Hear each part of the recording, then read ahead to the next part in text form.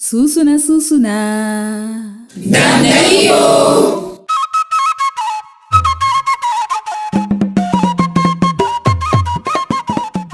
Il était une fois dans un magnifique village vivait un couple. Ils venaient d'avoir une jolie fille qu'ils avaient décidé de l'appeler Bo-Oyo. Bo-Oyo qui signifie tout simplement la fleur, comme pour poétiser la nature.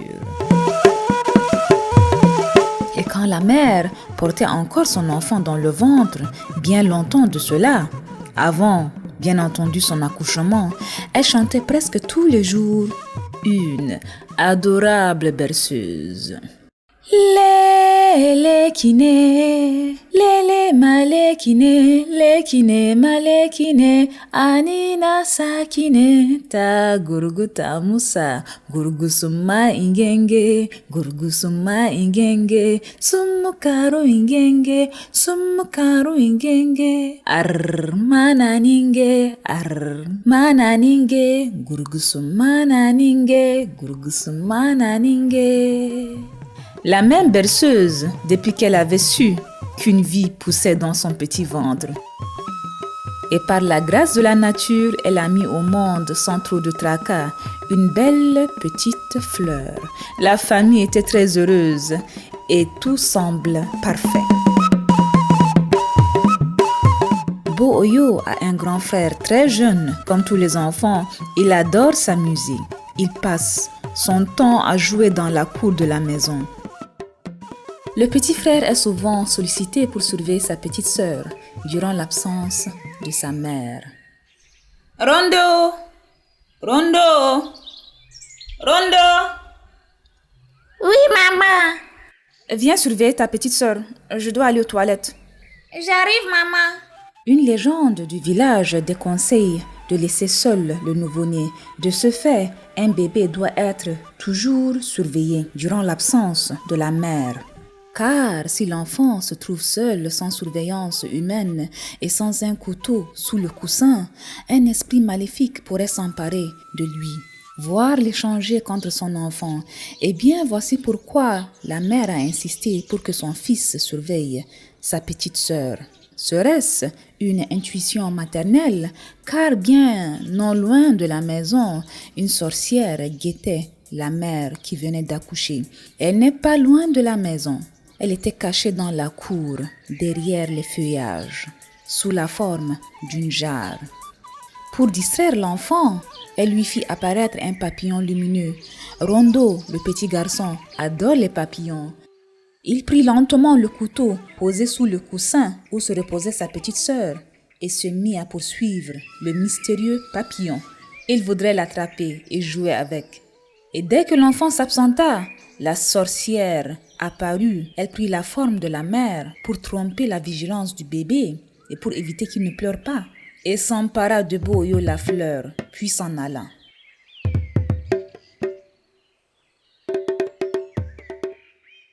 La mère qui sortit du toilette fut surprise de retrouver son fils, Rondo, qui jouait dans la cour avec le couteau protecteur.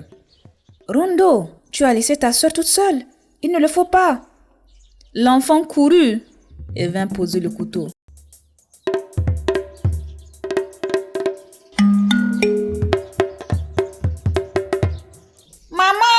Maman. Oui, qu'est-ce qu'il y a encore, Rondo? Bo-Oyo est parti.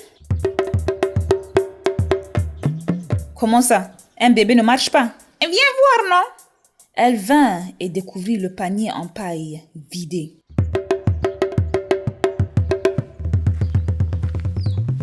Ce fut la panique. Tout le monde courut pour chercher Bo-Oyo, mais la fleur a disparu, comme volatilisée. La famille décida de porter sa plainte chez le chef du village. Et ce dernier réunit toutes les femmes qui eurent des bébés pour chercher à identifier le bébé volé. Mais une femme ne vint pas. Et curieusement, depuis quelques jours, les gens entendaient les pleurs d'un enfant.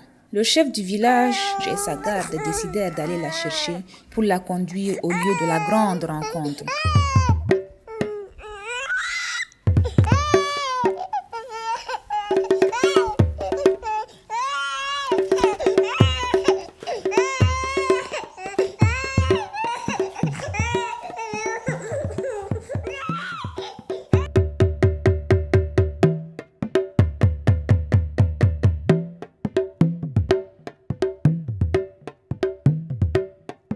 Et à leur surprise, elle ressemble curieusement à la mère.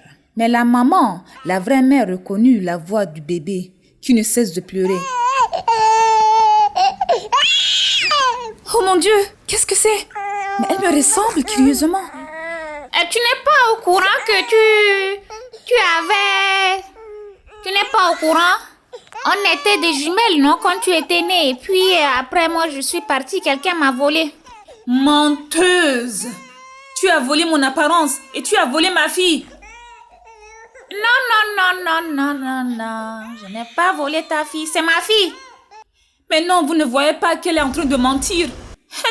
Qu'est-ce que je dois faire?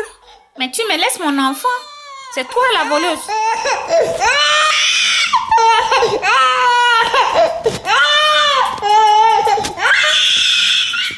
Vous ne voyez pas qu'elle a volé mon apparence? C'est mon enfant. Je vous dis que c'est mon enfant. Quand on était petits, on nous a séparés, voilà. Voilà pourquoi je me suis retrouvée de l'autre côté et... Mais pourquoi depuis? Qu'est-ce que tu faisais? Tu es venu et tu as volé mon enfant parce que toi, tu n'en as pas. Donne-moi mon enfant, s'il te plaît. S'il te plaît, je vais te dire une chose. Tu acceptes et on te laisse partir. Remets-nous notre enfant. S'il te plaît, dis la vérité.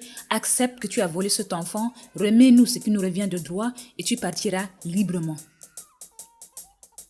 Mais qu'est-ce que je suis en train d'entendre là? Tu me voles mon enfant et tu veux que tu veux me voler mon enfant? Mais qu'est-ce que tu veux convaincre le monde, tout le monde que c'est ton enfant? C'est mon enfant. C'est moi qui l'ai mis au monde. Avec toute la souffrance qu'elle... Elle veut me voler mon enfant. Calmez-vous. On va trouver une solution à cela. Quand on était venus au monde, on nous a séparés. Moi, je me rappelle, elle non. Voilà, est-ce qu'elle se rappelle même qu'elle a eu un enfant si elle a oublié cet événement? Quoi? Ouais, on était des jumelles et puis après on nous a séparés. Moi, je me rappelle très bien, c'était quand j'étais bébé. Quoi? Qu'est-ce que tu racontes? C'est la vérité. C'est mon bébé. C'est ma fille et je l'ai appelée Boyo. Tu vois que tu hésites. Tu vois que tu bégayes. Ce n'est pas ton enfant. Voleuse! Toi, voleuse. Rends-nous notre fille. Tu ne vois pas que l'enfant pleure parce qu'elle ne te reconnaît pas. Attendez. Qu'est-ce qui ne va pas? C'est ma fille. C'est Boyo, ma fille. Non, c'est la mienne. Elle veut voler mon enfant. C'est mon enfant. C'est mon enfant. Si tu as perdu ta fille, c'est ton problème, hein? Fallait surveiller ton enfant. Madame, d'accord. Attendez. Dit le juge à la Badia. Et comme vous le voyez, bien sûr, il s'agit d'un pélican. Ses plumes symbolisent la pureté du Racheng, la montagne sacrée, la montagne reflet de sacralité de la région du Guérin. Son long bec symbolise la sagaie du Racheng et ses pattes palmées symbolisent la solidité du mont Aptur. Et il est descendu de cette montagne spécialement pour résoudre ce problème très complexe. Il dit ceci. Celle qui réussira à soulager les pleurs, les cris de l'enfant sera certainement sa mère. Et ce ne serait pas facile à la trouver. C'est injuste, vous voulez me voler mon enfant. Ton enfant, mon œil. Je veux jeter ma plume. Et le temps qu'elle se dépose sur le sol, vous devez réussir à calmer l'enfant. Est-ce que tout le monde est d'accord? Oui. Ouais, on est d'accord, on est d'accord. D'accord. Alors, ils commencèrent avec la première. Bien, on commence. Que la plume soit jetée.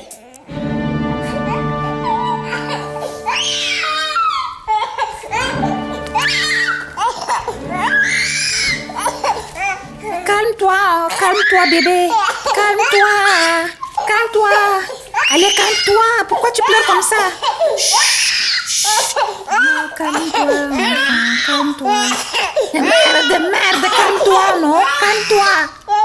Tu peux pas te la fermer. calme-toi. Allez, calme-toi. Chut. Tais-toi. Et voilà, le temps est écoulé. Maintenant, laissons à l'autre, prétendue mère, d'essayer de calmer cet enfant. Elle prit l'enfant tout doucement dans ses bras et tenta aussi de la calmer.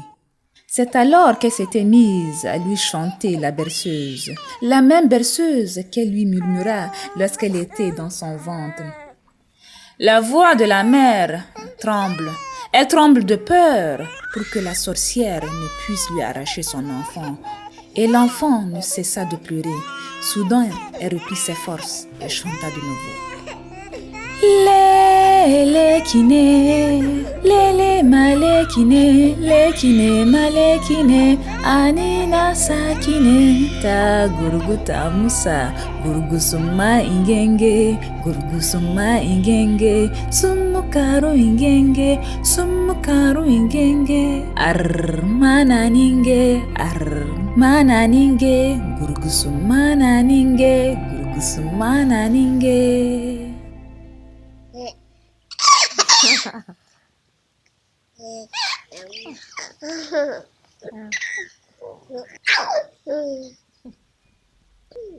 Et là, ce fut un calme. L'enfant se calma. Et finalement, le juge trancha en faveur des vrais parents. La sorcière fut condamnée et se retrancha dans sa prison, espérant qu'elle ne trouvera pas une autre issue pour sortir et voler encore un autre enfant d'autrui.